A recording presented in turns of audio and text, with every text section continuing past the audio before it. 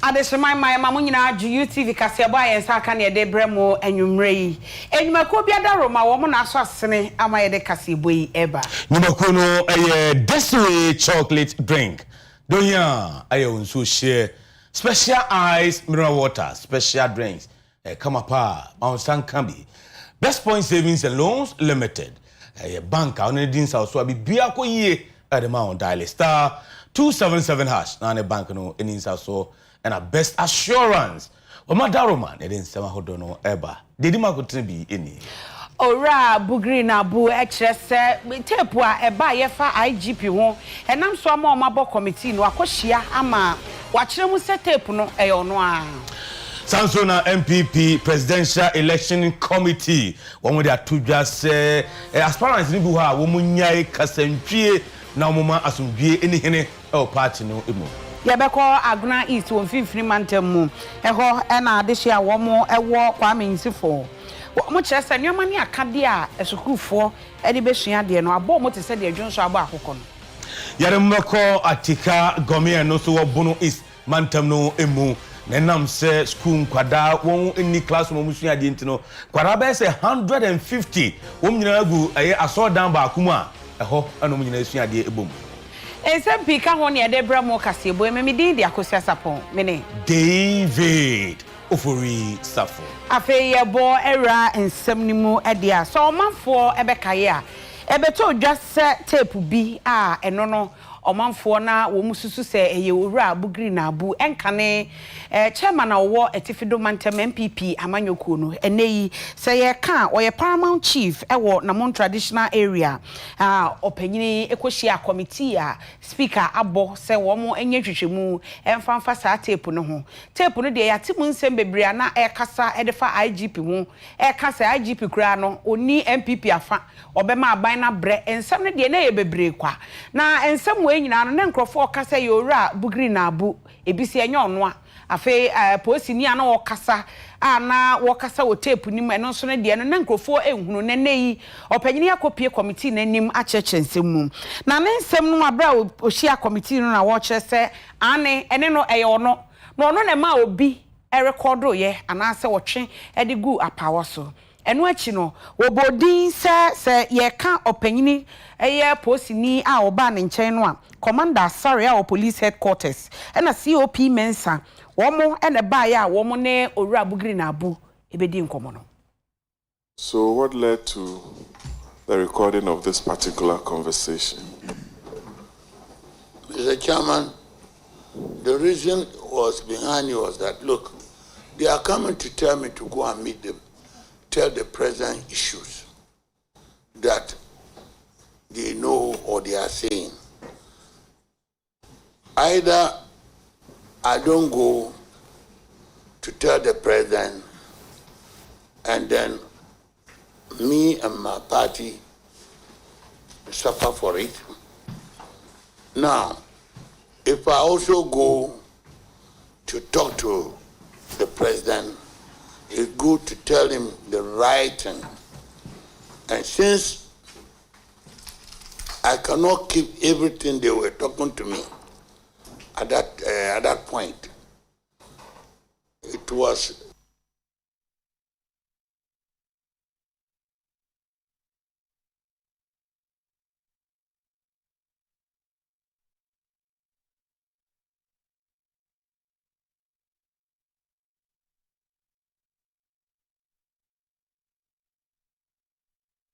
Aveyanko, the NPP's Presidential Election Committee, our former Speaker of Parliament, Reverend Mike Aaron Okwe, Oda Oano, and Wama in Central for Shemun in Central for Edinkomo, after the Super Delegate Conference, the course, no Emonaho, and I'm Penifui, and in Central for El Casano, Wama de Futu, and Man Penifo, a Dua Womo, a Genano. Sombe stromwa kasantwie ene atemdi die ne akutiano ya doso womenye no firi hono na MPP party no asumdwe hono entumi entra hono ye fada makonye edu yeda party mbe nyina ase yeda electoral commission fo ase yeda Ghana police fo so ase wo dwuma wozi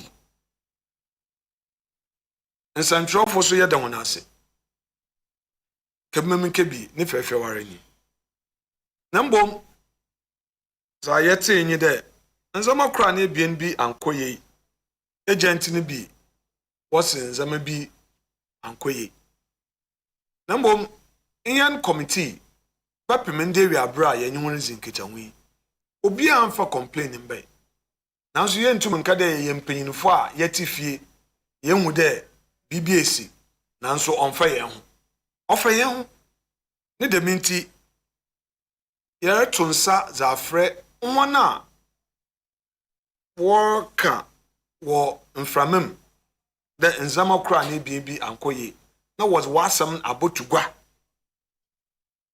na yete ho nti mo obi nya na adwene de oko radio do na wakakasa zetia opanyin bi wo party se bibiara nyi a yesra party mbade wonfa mbrambo tugwa na yentu ho anamon mfa mo ono nti na party ni yihende yenhwe de medwumezi so wobaka ya yehye yedwumezi ase yenye aspirant na yin ho na yedwuma in fact ye balloting day by consensus anamon already yetu nyina yetui ye print ballot papers the mo one agent ba ho ye training na ze za all there committee ye bia ye won nyinara wogi tum de edwuma no kwandaranya oninti the maso na yesre de se bibi ho bia onfa ntuga nyankopon ya adoma dem remezi makan ochina apart from there ye share one one grievances no aspirant ni nyina so ye share one ye to nsa from one nyinara the one bra na yenyi woni zinkita ho there is never a perfect system bibia renyi wa 100% perfect oba check akra nti no one adwenche bia no ye be pede ochina ye beti ho na nkanka aspirant kura anu nso ehwe social media nsam kura na ebien onu so ye be inviting na za oho nun wa ma yaso ate ni evidence owo wonzam kura na ebien oza atugwa oza amahen na ya hwe na yesesi anamon biara ode yetu na oza asomdwe ban inyan as committee yebotu na mom ye kakai party members so there party mbrano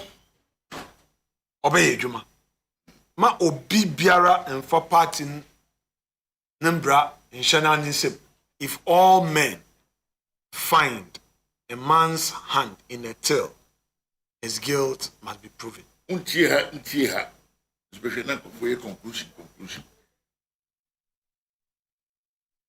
yada so ewo MPP amanyoko no ensensemu na ekobi e from citizens I Ghana wo mo yadwumaku a wo mo nhya ban ase na wo ma yensadwofo nhyiamu e kire se sabre ya ide wo mo tutuo wo mo to wo mo numtuo a kire Ghana de hye nyina se wo mo tai owura Kennedy e Japan echi wo mo ne no ana ekọ se de be ya wo ba betu franka e de ama wo mo na no ada wo mo to aba memle da no enam so e ma owura Kennedy e Japan no ogina fon so ekọ ka se obema showdown no sa asem na okan no ase de nkrofo kiremu foforo na omankasa akiremu opanyina okasa e owura Alex Kwaku Tete ocheche nsemu Pesre mu media no bibi koso nyentie ma me friends am chofo ne se nipa na yedi n'echi no mo kan bibi fa ne ho a emfata ense ahaye abato wi yewura Kennedy Japan ni problem bia wa abato wi mu abato na ekoso ne ne age na chitaafo yi nyina ye ne age yewura enipa kuma ne da ne mu enti se bibi ni na sasam ne nya ode abufo wonte se ode ne yere ho asem ode ne babi ho asem Ghana ni nya problem a ena yewura Kennedy Japan wo soso na yesi ne din enye ne din ye papa ti yenya ne mu gidie se awia anadwo ahomache ye bedi nachi kopim se ye behunu se 1.2 million votes na ye pa Kennedy Japan ye benya ama no ye citizen I Ghana across the Ghana ye wonkofo ye mananado 1 million vote be wono ye declare ye be man 1.2 million vote because of ne nekwa awoka o si showdown na se kira ne se me make sure se me no be kwa ne pepepe me ma wo nsisi me nti nya asɛm bi a ɛden na asɛm mu media fo no odin kan kan ne twi sɛ na do me no bɛkɔ ne pɛpɛpɛ ba wo mi me no bɛkɔ ne pɛpɛpɛ ɛnya bufuo no ɔde kan ye ne bu afukura a ɛsɛ sɛ yɛte aseɛ sɛ wo ɔpani bia odo ba bɛkɔ school na uba wo school mu na bɛte sɛ yɛboro ba no ankɔhwɛ no ɔnya pani papa wono de wakyerɛ sɛ akola no osoma ne nye ne ba na sɛ obi baba na wasoma no sɛ onko police station na yɛfa tescom fo ɛhyehyɛ ntaale de ba bewura hɔ na ɔka sɛ daabi yɛma yɛtrani ne yɛse unika da mema hɔ a na ɔmobɔ ɔbaa na soma wo si nka obɛgyina hɔ na sɛ ɔbaa ne dwane no report ma ne boss a is it wrong na sɛ Kennedy kyerɛ sɛ adenti ɛna sɛ sɛ mobo minipa mama minipa dwane a na mene ne bɛkɔ ne pɛpɛpɛ kɔpem sɛ yɛbɛto abɛbɛwi a de abɔni ne wom na o leader bia yebo ba one show up no next time wo soma me ameko yesere mu showdown no enya se bia ne wo ma ne se showdown means ye no ebeko ne pepepe nti yewura kana Japan ya ho odi nyina Ghana for the better anachi. It is just to tell you that yes, he is prepared to compete for this year election, and our delegates who are most important to us as far as concerned. And I'm telling you that once our honorable can compete and he's ready to surrender himself for our honorable delegates who are now left for them to decide who leads the MPP party for their presidential race to compete with Mahama, I can tell you that he's ready, he has committed himself, and with all the support he has, I can assure you that come 2025, 2024, he will be crowned the president of this country. Now, the issue that is also circulating, me, I don't see anything wrong with it. And he didn't say it out of anger. He was just trying to express his intention to compete with this year's election. Please and please, social media, reduce the rate at which you play those audio with bad intentions. He does not mean that. He only meant that he is ready to compete with anybody who is ready for this year's election. Avevamo enko offenso no ewo asante mantam no emu opani a ono ene tu abanfo efana pomdin ho ensem eye Dr. Nsia Asare opani ene Ghana de share dinkomo e atudwa achese abadin shepi egu apono so a eno beboa ma Ghana de share enya erhwe papa. If you look at what the government is doing now, we want to give district hospitals to all the 260 districts in this country. St. Patrick's have now grown more than a district hospital. I know that the MP has been fighting that we didn't get Agenda 111. The reason is that St. Patrick is here, so we want to give the hospitals to the 88 districts without hospitals. And I'm happy to inform all of you that from the rounds that we are making, we've gone to about 8 of the regions. They are very far advanced.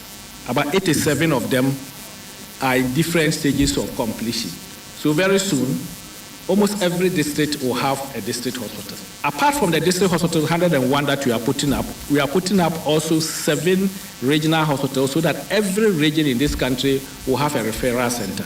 We didn't think only about physical health. We're also thinking about mental health. So we'll have a Northern Sector Psychiatric Hospital, a Middle Belt Psychiatric Hospital, and we are also redeveloping and then retooling and building a brand new 250 psychiatric hospital at Accra Psychiatric Hospital. We also look at all the hospitals like St. Patrick Hospital and other hospitals and then re-equip it and redevelop it into a state-of-the-art hospital. And no echi, Deputy Minister for Health, Onwanyam for Mama Asay signing, Emra Wakasa and also Eddie Abasobodi Edema Roman Catholic Asafono. Over the last 70 years, this hospital has not just delivered excellent, quality, affordable, and simplified healthcare, but has also checked out astute personalities and icons in the health community worldwide.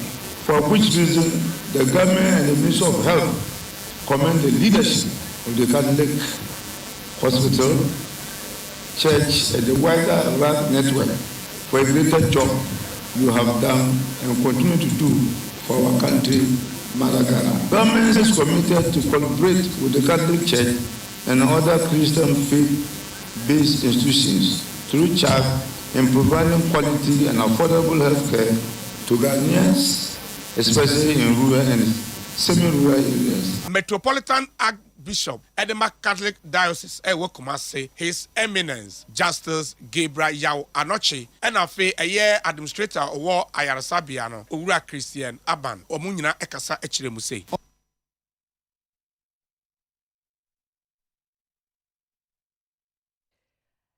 Afe yesan akoyachi na yakwakohwe owura bugri na abu yehwe na nsem no sede osi echechemu echere committee no abra wo mu hia no eka IGP tape a wo mo eteye se opanyini ene aposifo bi ene di san komo na wo mo che se IGP na nkasa kra no na dwuma wo ye no aso wo ye ditia aban na owo so na wo munyini mpo emfamfiri wo no eho nsem no a enam soma speaker board committee say wo munye hwehwemu emfafa ho afa yenkoti ni. So what led to the recording of this particular conversation? Mr. Chairman, the reason was behind it was that, look, they are coming to tell me to go and meet them, tell the president issues that they know or they are saying. Either I don't go to tell the president, and then me and my party suffer for it. Now, if I also go to talk to the president, it's good to tell him the right thing. And since I cannot keep everything they were talking to me at that point, it was very, very good to record them so that I know the president. If I tell him something, he'll follow up. It's not the truth. Next time, he will not give me respect. You know him and I know him. So the best thing was to ensure that when I tell him, he asked me, "Are you sure?" I said, "Well, this is the tape. I don't want to miss it. You listen to it." And then I think that is the best thing I could have done. Mr. Chairman, I was worried what I was hearing from the gentleman. And of course, our losing North election was also one of the reasons because they warned us that when we go to North with these people, you will lose. And actually the people went and we ended up by not winning the election. So it's a scary news, you know. As a former regional chairman, it was in those nights we couldn't eat, we couldn't sleep. My only interesting was when they were telling me about the IGP, what he can do, what he does, what he does, and I get threatened that he can give the president work or the government. My only interest was to gather the information and to make sure that I pass it on to the president. In fact, that was my end, because all these things they were saying, I don't know, I don't understand. So my only thing was to make sure that my brother, the president, get the right information from me so that he can guide himself. Yenyina we so yenya aboafo nkratomra yeba pa yebeto akasebo no so yeba sisia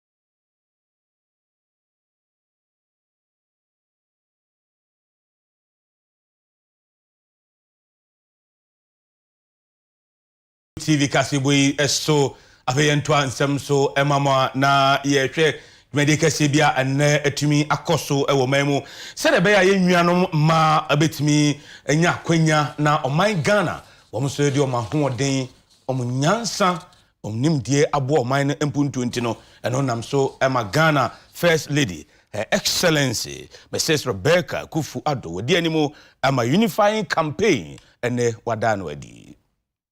First Ladies Wankabomukuo, African First Ladies for Development, when official de Toso Edrion was here hofa. No Jina so a pow, you may be home to my Potoka Semino, a dinner de Toso anywhere equal. Working together, society can be two. Not as ye bacon, young crowd no, a bit to me a ye. What brought you may home to Mano and a Ghana Mampin Hokani. Ura ye Rebecca Kufu-Addo, Wakasa Ediatum Pin for him so comra sha. Women who say Brano Beshano, Dodonano, a boboma, a chidom. Na Disuya, a pomodin, and the Jumedia who do in Namuno, Obenya Muchafa Kese, no Timakon kind a war abrabomo. When women and girls representing about half of our society have equal access to health, education, and skills, and are free from gender-based violence, they can contribute their quota to the development of our nation. The campaign will seek to raise awareness by focusing on the following thematic areas: health, gender-based violence, education, and economic empowerment as the basis for discussion and a call to action. Specifically, I encourage policymakers to activate and/or accelerate the implementation of existing policies within your ministries and agencies. Where there's a lapse in policy, we should take the required actions to bridge the gaps. Let's ensure gender is truly a cross-cutting theme that runs through our strategies and programs. It is important that we enforce gender equality by involving more women in decision-making. We must champion the promotion of qualified women and support those who have potential to fill higher positions. To all influencers, your voices go far. Use your platforms to promote gender equality in health, economic empowerment, education, decision-making, and development as a whole. Also for that, so every man, I'm afraid you won't some kaeso, or Munyanfo Lare, Bazuera Abudu, or Suboman Penny who can Yabasopa, Sabribio Benyakuna Casano, or Kabi, Edima Emma. We have done a lot for mothers, new mothers, and then antenatal and all those. We have seen what you have done. You have built word for all those things. And then it's very heartwarming today that you are launching gender equality. That's very refreshing, and we'll take it up and support you whatever you are doing. The president and the government has worked to achieve gender. Now we have gender parity in Ghana because of the free HSC that we have. Gender in Northeast, the boys are equal to girls now in school. So we have the gender parity. And we'll still work to achieve more. I'd like to assure the First Lady that the ministry is always in support of what she does, and we are in support of her 24/7. So whenever she calls upon us, we are there to support her. 2016, before the Free Senior High School, gender parity was 0.92 in Ghana. Last year we were 0.99. This year, if you look at the fact that more girls enrolled in the BEC than boys, it's telling you something that we are going to attain gender parity. But we should also understand it's not enough for the girls to be in high school. The courses that they do is equally important. And that is why the president have championed STEM education for girls. Yeah, to Akasia Bono, Eswana, ye share Pumdeons and Programs Manager, non-communicable disease, Ghana Health Service headquarters, Dr. Efua Kombe. Now, what they are two, just say, be titi say no, Ghana has say no, peja, na Ghana for the donor.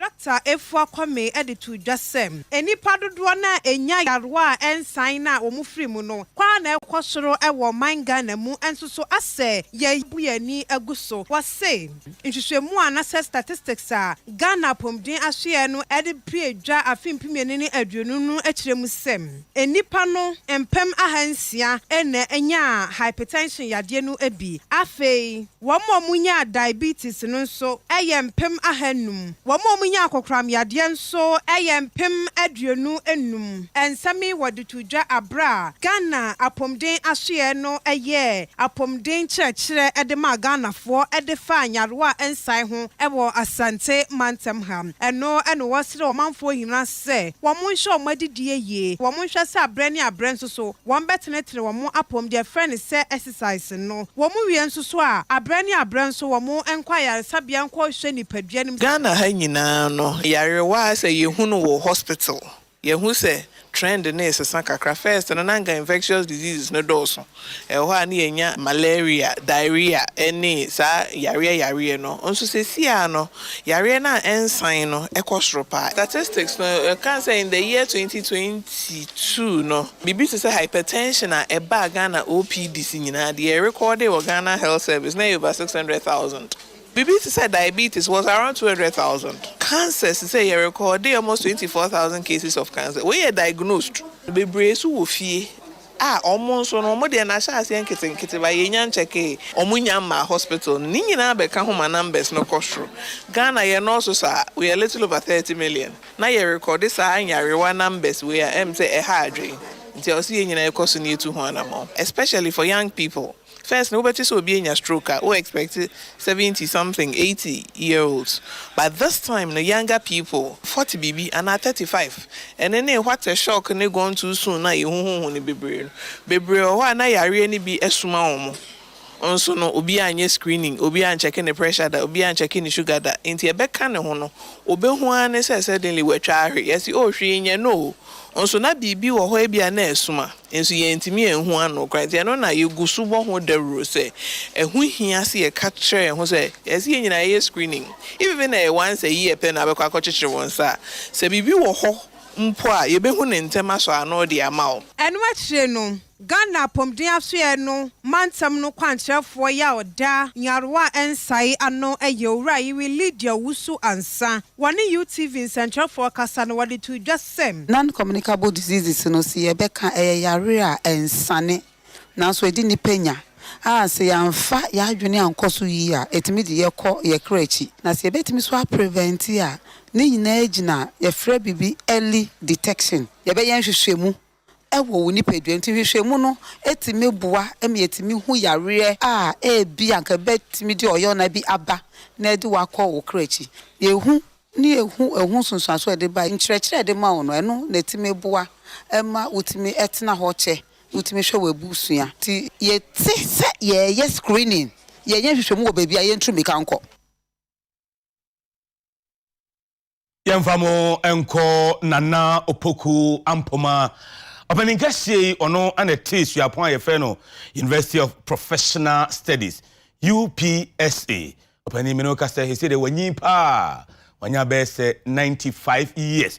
And on so Ghana this year bia wom call UPSA. Minoka say wom kra di bre akese e wo mamuno wom akwa akoshe opening no enmunyam na mpanifo bia ekoye no ene yen IGP Dr. George Ekufu Dampare or your old student or UPSC. Sanso and the executive director at the Ghana Advertising Association, Ora Francis Dazi. Sanso na chairman at the Internal Audit Agency, Ora Joe Wenfo, Wunyina Eko Medino ACB, na Ebra IGP, Dr. George Ekufu Dampare Kasano, no say, Nana Opoku Ampoma. Why be pa at the Ghana this year? Ne wabua amadu dona enye di brackets here ewo mai emo.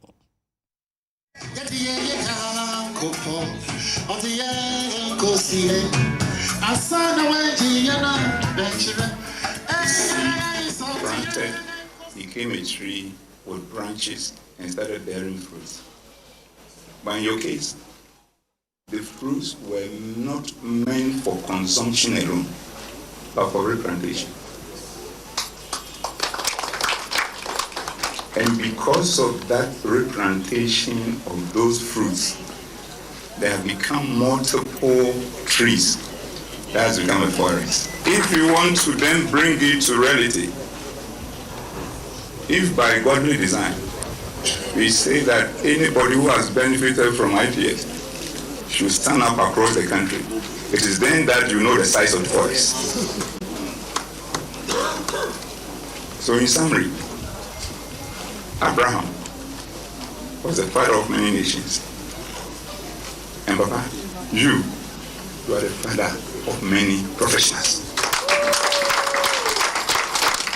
I started with 400 students. There's 20,000. 20,000. Yeah, PhD. Yeah, professional. What to me? We are degree now. We are professional. It will be double qualification.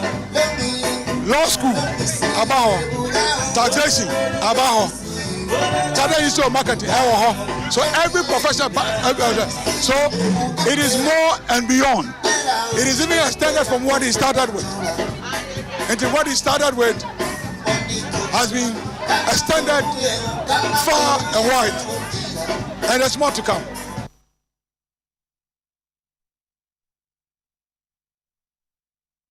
Osofo a ohwe nwomesua so akọ St. Louis no ewo odium Kumase asante mantemu wo mo akọ bie lab foforo e de ama school fo nkwada no se de be ya wo mo betimi asua de na ye ka science ya wo matimi ahu se de practicals no esitie. St. Louis Senior High School ewo odium ewo Kumase na school eye school a abon ho modern ye pa eba adesua omugina omo na so pa akande ba ko abetimi aboa omo ye science ewo school no mu ama omo adesua timi akoso no emu ba ko ene science laboratory enam so ama Ghana ban sesi a omo atimi asi eye science lab kese a niema bia ewo mu a wo se adesuafo desua de ewo laboratory no wo mu anya bi eno ena onmunyamfo Dr. Yao osai aduchuma wo ye minister for education wotima ko pie mu a woni mpanyimfo atimi adane dia sesi ade school for no betimi akọ akosua ade na no ena wonmunyamfo Dr. Yao aduchum ekasa ewo dwumadie na se ena wo kyerɛ sɛ kwan bia aban be faso bia akande e betimi aboa ema adesua betimi akoso school for e betimi enya omo echefa wo mu no aban aye na adwene sɛ obeye eno nti ohwe free senior high school na Nanado Danko Akufo Addo ede bae no enya so de ba keke ne mum akande so eka ho adwuma pa headmistress ne ye dakru Obama office no say na dia na abaya man ebedi anniversary ena nyame adaroma ya beye science lab amu hu yen ohwe science lab maako nsia asamre bi kura be ka ho e wo STEM FM se beye school yi ebetimi anya kwanya no maye niema kese o mampani na Nanado Danko Akufo Addo epeso mo ye no enti ensrahwe a mehwe e wo senior high school so Ghana ni nyina ne ene abepie St. Louis nka itahudie stronko na mene emofra isi a emetrom bibia sabre America memu ye makola bi esu abroni kasem ye si growth mindset ya dwene e makola bi ehun se ne a wo ye bia na obetimi aye ene se uni sika o ye ohiani o se o wadwempa na aka so be ya de kese a wutimi ye sabre aban ebie kwan se mofra ebenya growth mindset adwena emudo a obetimi aka kere no ho se me ma me anko school me papa anko school ba metimi engineer me gidi se Ghana daache ebe ye fe asen emra atwamu no na emum se be ba saaje se nyina e ka bom so oman na ye adwumaden eno echi ena headmistress a owo St. Louis Senior High School owura yere amachrewa benefo eso ne youth nsɛmtwefo etwetwe nkomo ena wo kyerɛ sɛ aba now within 6 weeks they better went to me hey politicians no there and then he called somebody that he should come and do the lab in St. Louis. The following day the contractor came and he started working less than 6 weeks no more we adwuma no it was more we kura an anniversary climax no kura do so today mechanic say minister yedi nyankopon din danase na nkwala science students ne doso ti e ba lab asama ya na ehun kire yen pa it is going to be a big relief to all of us it minister eni Nana Akufo Addo my dear St. Louis will never forget the kind gesture that you've given to them. Kasne boy free UTV so obsan for bestra mo na etwa ho abai ba ensem no nsie e betwa so ama.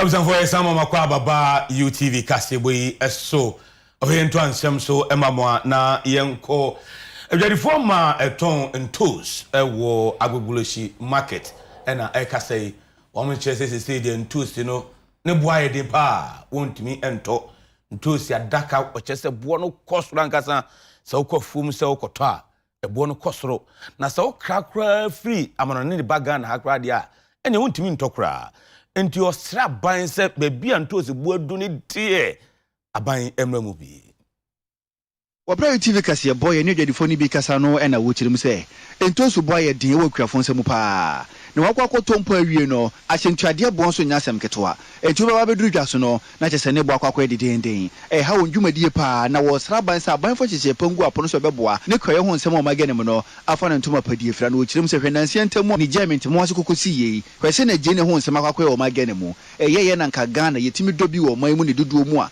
na nka we nyina na enkonko bento sra ban sa ban enye ho bibi ye ntosi fo de ye bibi aka dam se wada ma papa ye nkobo kina wo ye bre papa oba besi abetena ka so saa fititi se memenda basa ba wuti abehu obusuafo ukunu no ma na ye ya woda anwumre ye bre papa enti ye de ye guso sre na na so o ma dam no ntimi ye se wada ma ye nkobo kina nkwa ye hwe saa bre ye ntokwa si bokina yin ye ni da so se e wo bronyam e free December e kono Ghana phone ni da so se baby e bedi ntosi ne bo na eden se ka ni nyina free baby abadan ho kumase ba ho takwade fo ba Cape Coast fo amane branch road wo nyina ba ho idama ne bo ayeden first kwade ka wo form ye kwa e ba ni aton fofofo e de 14 million 15 million ye ba ye ntimi nton o la fe ka ko be 18 wo ba kwa 19 ye nto Zama eka entri mo baba zizi wasano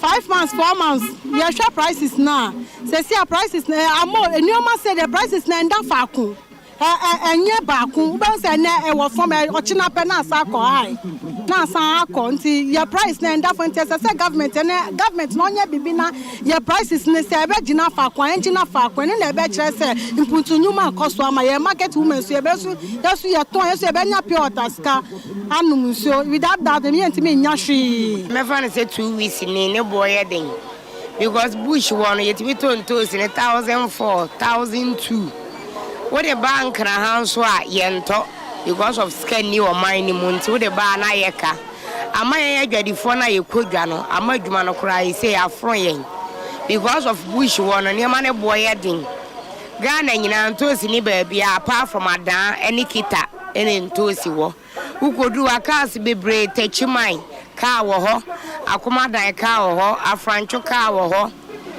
Ghana ba bia ka wo ho it would in Yamano Suba bedroom can ha price no motor when I may intimate tongue. It bedroom ha na my watchery, Laura fence so boy. Tiesra a buying say, ye panicho, o man yamuntimin yamre my my market women's for near the Yamana bar, yet in yaton. Afeyanfi aninche mfimfini mantemo Kwame Nsefo eno ewo Aguna East Mensin mo ewo mfimfini mantemo adehye ewo ho ekyerese ye ka school ene enkane a eya na ehia na sese nkwada na ewo ho no mo bre papa eba kane a mo de besua de a ho ayeden de ama wo afei wo hwe wo makwan ne se de esitie na eno so enkoyi ekura kwan ne nye nti adehye ne kyerese wo mo so wo mo ka Ghana ho bi Wabra TV kase boy ye fa yen camera eto yen ko ho kokopie mu e wo Kwame Ntifo kure ewo Aguna East Mensin mu wonfimfim mantam wani adehye ne kasa no na wo chirim se dwumade odin na kesi mu pai yo ene wodo koko no odobode wodobanche na wo san adomonken na nduane wodo no do mu no odokokopie mu e wo Aguna so do ma so Ghana fo nyina so na so ba be pie mu wo nkurum ho no mu a empuntu abo mu sese bi na jonso abo akoko enyina monkane a woni bi wona kwa ho nsem a enye network mpo obenya no de afre wona adofo nso so no woni bi e wo honom chip compound woni bi e wo honom na wo sraban sa aban fa nhyehye yengu apono so ama sa ne ma we nyina no wo hundodo na wo nkurum honom de a afimpiri ne do no ne abato mu no obefa wo ho adwen ya kwan de ya bra ho angasa titru nsutaba nsutobri yina no paada itu ya banchi guabu ya gwadi na de kan re ko gum na ya koton na ya mai we to number o to anchi ba ya to kazi ba ne bi yɛde hwɛ ho akrasa kai ba yin ho ba na afi ne aka espeja ọbaba ba yɛ kwan na wa yɛ light yɛ ya brɛ ho afi kyɛ yin ayɛ kɔ profufuro Ghana ya kɔ wa kanyankɔ ansa na ya kɔ charge your phone oni na mɔkɔ abɛtefo ha yɛ ebuo na bankyɛn na afi yɛ bɔkɔ gu a yɛ brɛ ka ho yɛ kwan na yɛ asa bobo ya abafa yɛ man kɔ gu bebi ansa na kare tuma abafa nta abafa na yɛ fa so nyina alakɔ ha yɛ bebi a yɛdua bante ne brode ne koko na de na ebedu bebi a dam do ba na de be yɛ na de bɔkɔ market no yɛ kwan no yɛ ne nti kan tumi yɛ de emba na wɔn fa brode ne bante ne koko na de fa nkɔ osan na yɛ nyina na yɛtua ɔto wɔ Ghana man mu enti so bɛndam na yanso yɛn dwumada yɛ hia no wanyɛ amayɛn da yɛdi yaw nti yɛbɔ kogyan dɛ afi election na ɔbɛba don yɛnto aba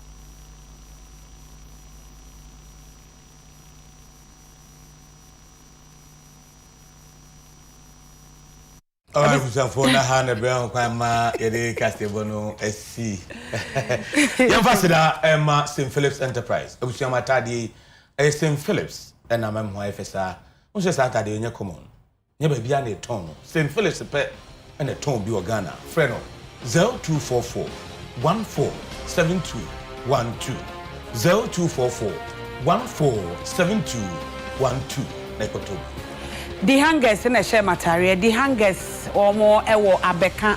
One fraga oil no ne di ehwanimu eya ne nkasa atade bia opebiano 0207363718 0207363718 mi dey e dey akosia sapon mene David ofori safo yesorsui ene juada entiedemo ko NLA Honorable Sami Okwa Monday special. Emma Ebunyano, editor from Yakamu.